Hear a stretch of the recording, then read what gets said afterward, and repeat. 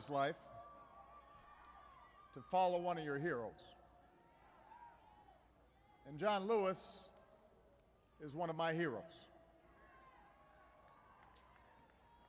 Now, I have to imagine that when a younger John Lewis woke up that morning 50 years ago and made his way to Brown Chapel, heroics were not on his mind. A day like this was not on his mind. Young folks with bedrolls and backpacks were milling about. Veterans of the movement trained newcomers in the tactics of nonviolence, the right way to protect yourself when attacked. A doctor described what tear gas does to the body, while marchers scribbled down instructions for contacting their loved ones. The air was thick with doubt, anticipation, and fear. And they comforted themselves with the final verse of the final hymn they sung.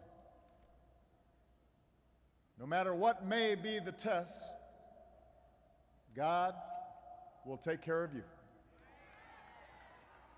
Lean, weary one upon his breast,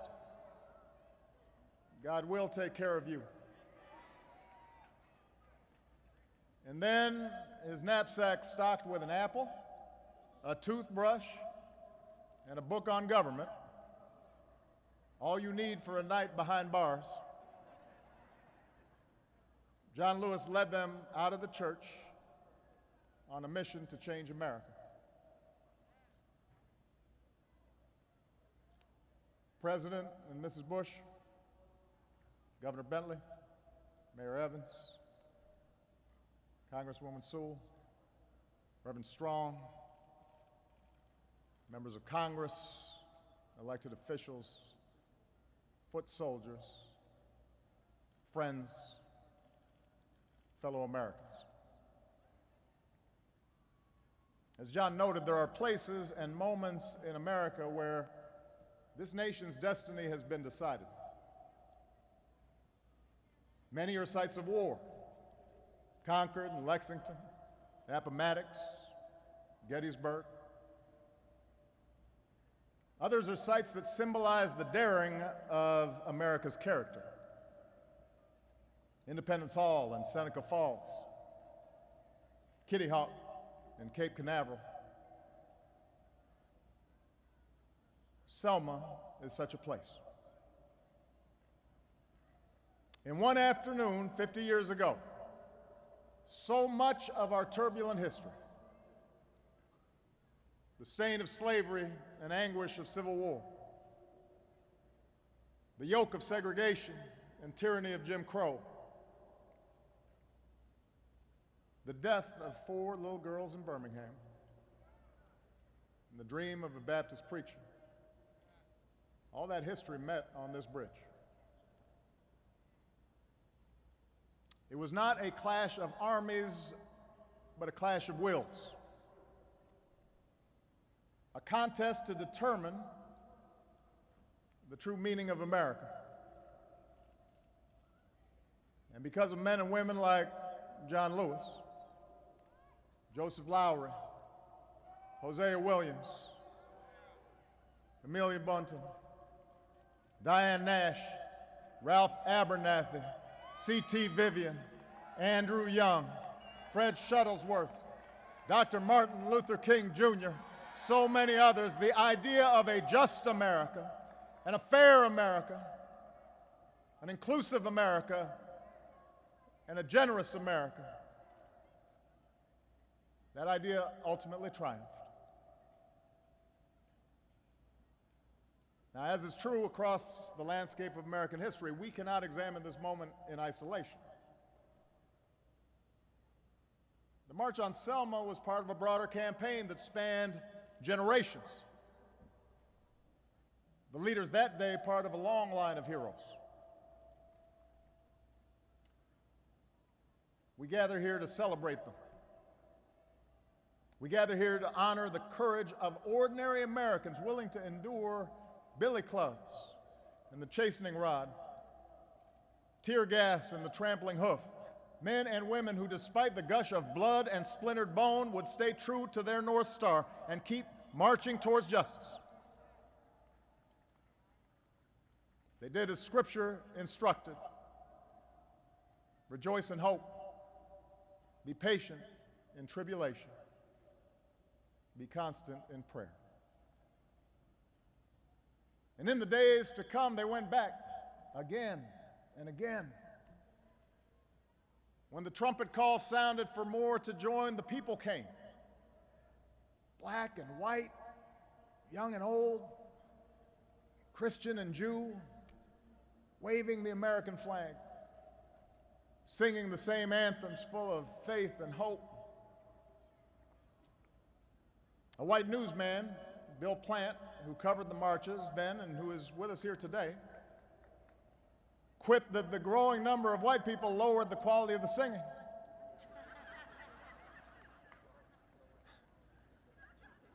To those who marched, though, those old gospel songs must have never sounded so sweet. In time, their chorus would well up and reach President Johnson, and he would send them protection and speak to the nation, echoing their call for America and the world to hear. We shall overcome.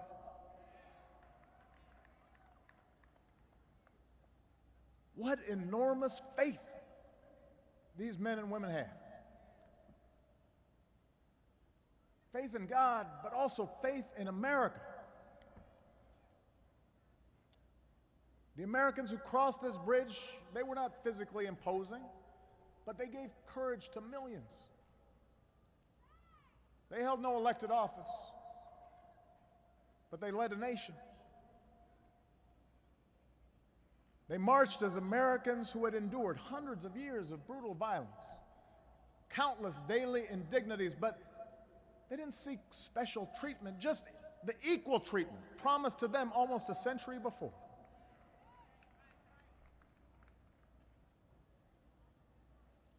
What they did here will reverberate through the ages. Not because the change they won was preordained, not because their victory was complete, but because they proved that nonviolent change is possible, that love and hope can conquer hate.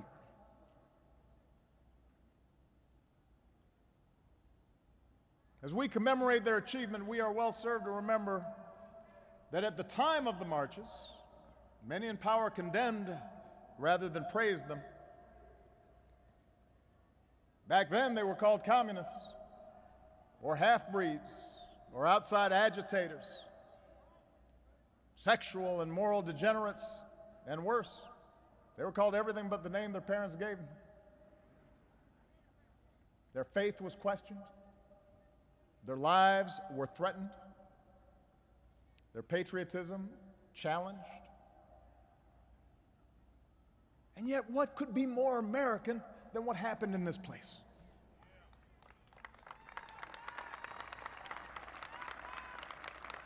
What could more profoundly vindicate the idea of America than plain and humble people, unsung, the downtrodden, the dreamers not of high station, not born to wealth or privilege, not of one religious tradition, but many, coming together to shape their country's course?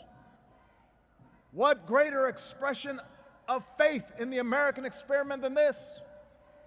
What greater form of patriotism is there than the belief that America is not yet finished, that we are strong enough to be self-critical, that each successive generation can look upon our imperfections and decide that it is in our power to remake this nation to more closely align with our highest ideals?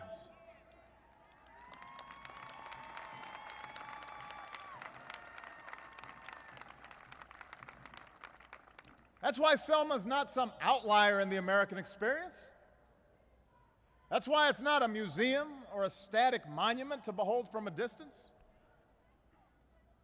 It is instead the manifestation of a creed written into our founding documents.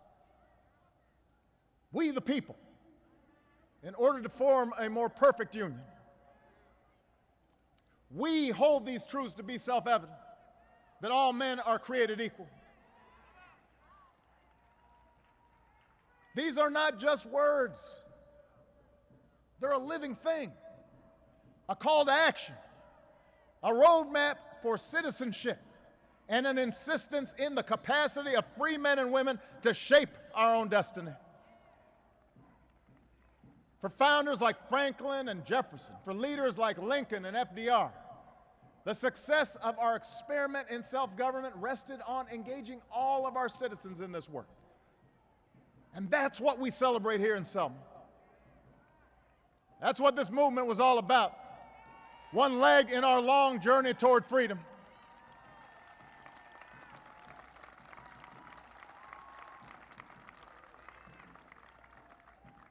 The American instinct that led these young men and women to pick up the torch and cross this bridge, that's the same instinct that moved patriots to choose revolution over tyranny. It's the same instinct that drew immigrants from across oceans and the Rio Grande. The same instinct that led women to reach for the ballot, workers to organize against an unjust status quo. The same instinct that led us to plant a flag at Iwo Jima and on the surface of the moon. It's the idea held by generations of citizens who believe that America is a constant work in progress, who believe that loving this country requires more than singing its praises or avoiding uncomfortable truths. It requires the occasional disruption, the willingness to speak out for what is right, to shake up the status quo. That's America.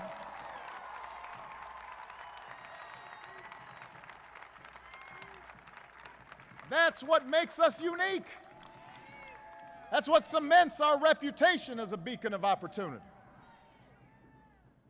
Young people behind the Iron Curtain would see Selma and eventually tear down that wall. Young people in Soweto would hear Bobby Kennedy talk about ripples of hope and eventually banish the scourge of apartheid. Young people in Burma went to prison rather than submit to military rule. They saw what John Lewis had done. From the streets of Tunis to the Maidan in Ukraine, this generation of young people can draw strength from this place, where the powerless could change the world's greatest power and push their leaders to expand the boundaries of freedom. They saw that idea made real right here in Selma, Alabama. They saw that idea manifest itself here in America. Because of campaigns like this, the Voting Rights Act was passed. Political and economic and social barriers came down. And the change these men and women wrought is visible here today in the presence of African Americans who run boardrooms, who sit on the bench, who serve in elected office from small towns to big cities, from the Congressional Black Caucus all the way to the Oval Office. Because of what they did. The doors of opportunity swung open not just for black folks, but for every American. Women marched through those doors. Latinos marched through those doors.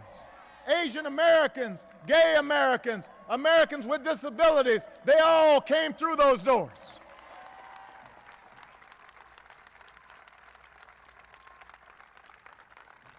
Their endeavors gave the entire South the chance to rise again, not by reasserting the past, but by transcending the past. What a glorious thing, Dr. King might say. And what a solemn debt we owe. Which leads us to ask, just how might we repay that debt? First and foremost, we have to recognize that one day's commemoration, no matter how special, is not enough. If Selma taught us anything, it's that our work is never done. The American experiment in self-government gives work and purpose to each generation. Selma teaches us as well that action requires that we shed our cynicism. For when it comes to the pursuit of justice, we can afford neither complacency nor despair. Just this week I was asked whether I thought the Department of Justice's Ferguson report shows that, with respect to race, little has changed in this country. And I understood the question. The report's narrative was sadly familiar. It evoked the kind of abuse and disregard for citizens that spawned the civil rights movement. But I rejected the notion that nothing's changed. What happened in Ferguson may not be unique, but it's no longer endemic. It's no longer sanctioned by law or by custom. And before the civil rights movement, it most surely was.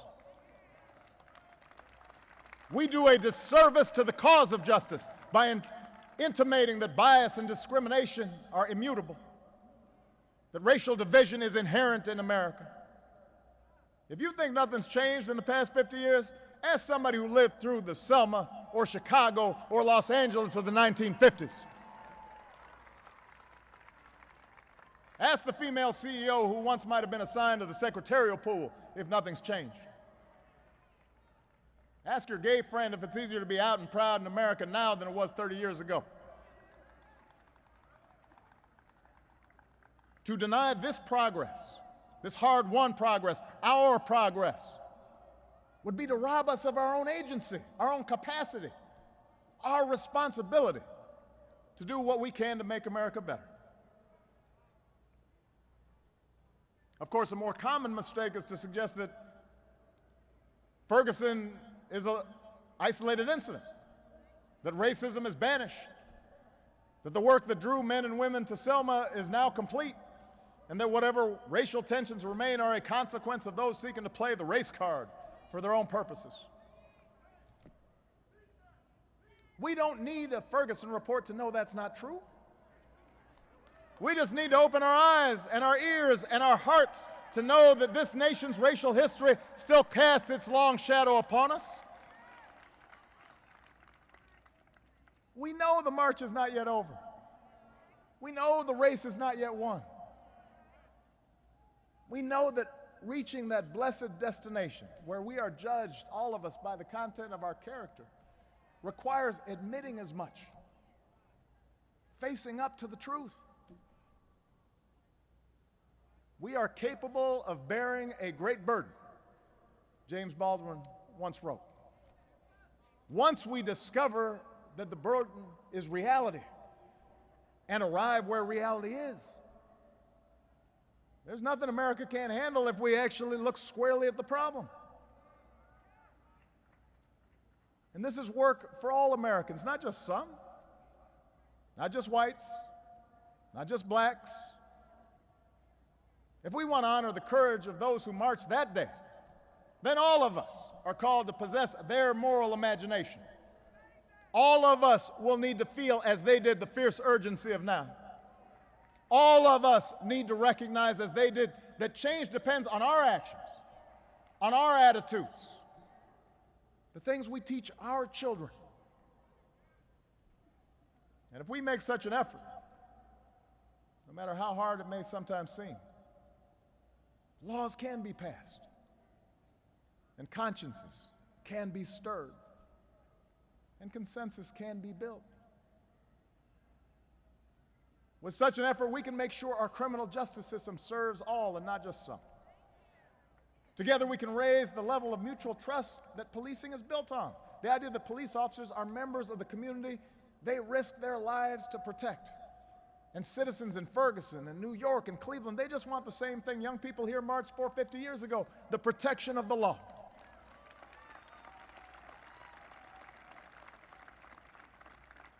Together, we can address unfair sentencing and overcrowded prisons and the stunted circumstances that rob too many boys of the chance to become men and rob the nation of too many men who could be good dads and good workers and good neighbors. With effort, we can roll back poverty and the roadblocks to opportunity. You know, Americans don't accept a free ride for anybody, nor do we believe in equality of outcomes, but we do expect equal opportunity. And if we really mean it, if we're not just giving lip service to it, but if we really mean it and we're willing to sacrifice for it, then yes, we can make sure every child gets an education suitable to this new century. One that expands imaginations and lifts sights and gives those children the skills they need. We can make sure every person willing to work has the dignity of a job and a fair wage and a real voice and sturdier rungs on that ladder into the middle class. And with effort, we can protect the foundation stone of our democracy for which so many marched across this bridge, and that is the right to vote.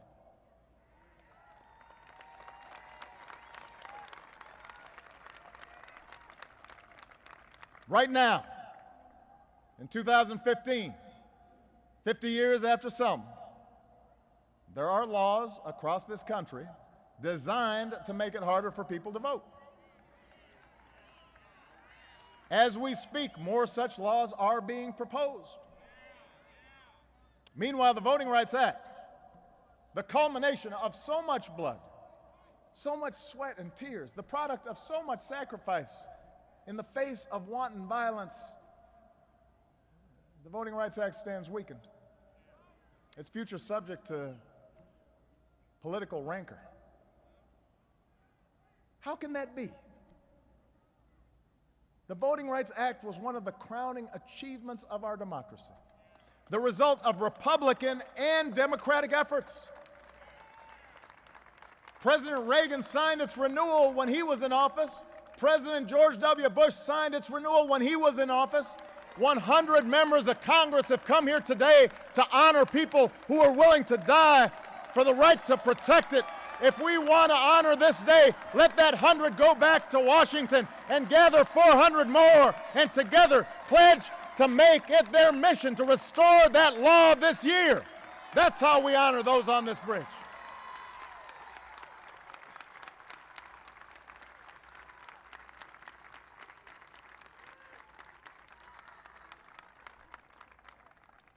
Of course, our democracy is not the task of Congress alone, or the courts alone, or even the president alone.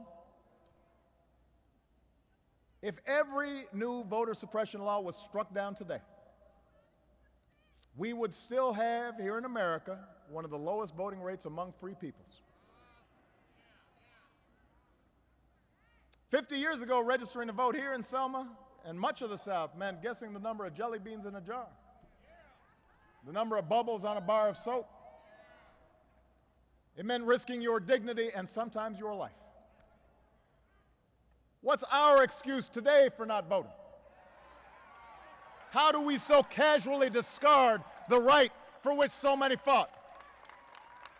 How do we so fully give away our power, our voice in shaping America's future? Why are we pointing to somebody else when we could take the time just to go to the polling places?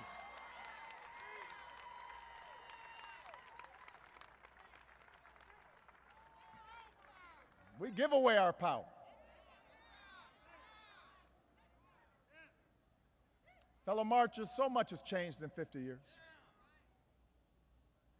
We have endured war and we fashioned peace.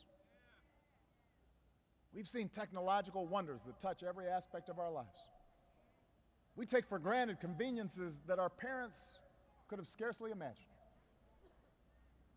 But what has not changed is the imperative of citizenship. That willingness of a 26-year-old deacon or a Unitarian minister or a young mother of 5 to decide they love this country so much that they'd risk everything to realize its promise. That's what it means to love America. That's what it means to believe in America. That's what it means when we say America is exceptional. For we were born of change. We broke the old aristocracies, declaring ourselves entitled not by bloodline, but endowed by our Creator with certain inalienable rights. We secure our rights and responsibilities through a system of self-government, of and by and for the people. That's why we argue and fight with so much passion and conviction, because we know our efforts matter. We know America is what we make of it. Look at our history. We are Lewis and Clark and Sacagawea, pioneers who braved the unfamiliar, followed by a stampede of farmers and miners and entrepreneurs and hucksters. That's our spirit. That's who we are. We're Sojourner Truth and Fannie Lou Hamer, women who could do as much as any man and then some. And we're Susan B. Anthony, who shook the system until the law reflected that truth. That is our character. We're the immigrants who stowed away on ships to reach these shores, the huddled masses yearning to breathe free, Holocaust survivors, Soviet defectors, the lost boys of Sudan. We're the hopeful strivers who cross the Rio Grande because we want our kids to know a better life. That's how we came to be. We're the slaves who built the White House and the economy of the South. We're the ranch hands and cowboys who opened up the West, the countless laborers who laid rail and raised skyscrapers and organized for workers' rights. We're the fresh-faced GIs who fought to liberate a continent. And we're the Tuskegee Airmen and the Navajo code talkers and the Japanese Americans who fought for this country even as their own liberty had been denied. We're the firefighters who rushed into those buildings on 9/11, the volunteers who signed up to fight in Afghanistan and Iraq. We're the gay Americans whose blood ran in the streets of San Francisco and New York just as blood ran down this bridge. We are storytellers, writers, poets, artists who abhor unfairness and despise hypocrisy and give voice to the voiceless and tell truths that need to be told. We're the inventors of gospel and jazz and blues, bluegrass and country and hip-hop and rock and roll and our very own sound with all the sweet sorrow and reckless joy of freedom. We are Jackie Robinson, enduring scorn and spiked cleats and pitches coming straight to his head and stealing home in the World Series anyway. We are the people Langston Hughes wrote of who build our temples for tomorrow, strong as we know how. We are the people Emerson wrote of, who for truth and honor's sake stand fast and suffer long, who are never tired so long as we can see far enough. That's what America is. Not stock photos or airbrushed history or feeble attempts to define some of us as more American than others.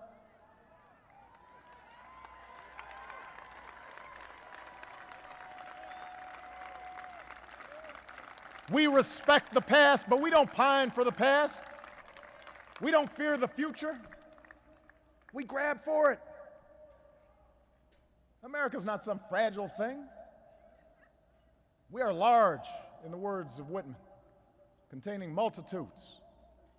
We are boisterous and diverse and full of energy, perpetually young in spirit. That's why someone like John Lewis said that ripe old age of 25 could lead a Marty March. And that's what the young people here today and listening all across the country must take away from this day. You are America, unconstrained by habit and convention, unencumbered by what is, because you're ready to seize what ought to be. For everywhere in this country, there are first steps to be taken. There's new ground to cover. There are more bridges to be crossed. And it is you, the young and fearless at heart, the most diverse and educated generation in our history, who the nation is waiting to follow. Because Selma shows us that America is not the project of any one person. Because the single most powerful word in our democracy is the word we. We the people. We shall overcome. Yes, we can. That word is owned by no one. It belongs to everyone. Oh, what a glorious task we are given to continually try to improve this great nation of ours. 50 years from Bloody Sunday. Our march is not yet finished, but we're getting closer. 239 years after this nation's founding, our union is not yet perfect, but we are getting closer. Our job's easier because somebody already got us through that first mile. Somebody already got us over that bridge. When it feels the road's too hard, when the torch we've been passed feels too heavy, we will remember these early travelers and draw strength from their example and hold firmly to the words of the prophet Isaiah. Those who hope in the Lord will renew their strength. They will soar on the wings like eagles. They will run and not grow weary. They will walk and not be faint. We honor those who walked so we could run. We must run so our children soar, and we will not grow weary, for we believe in the power of an awesome God, and we believe in this country's sacred promise. May He bless those warriors of justice no longer with us, and bless the United States of America. Thank you, everybody.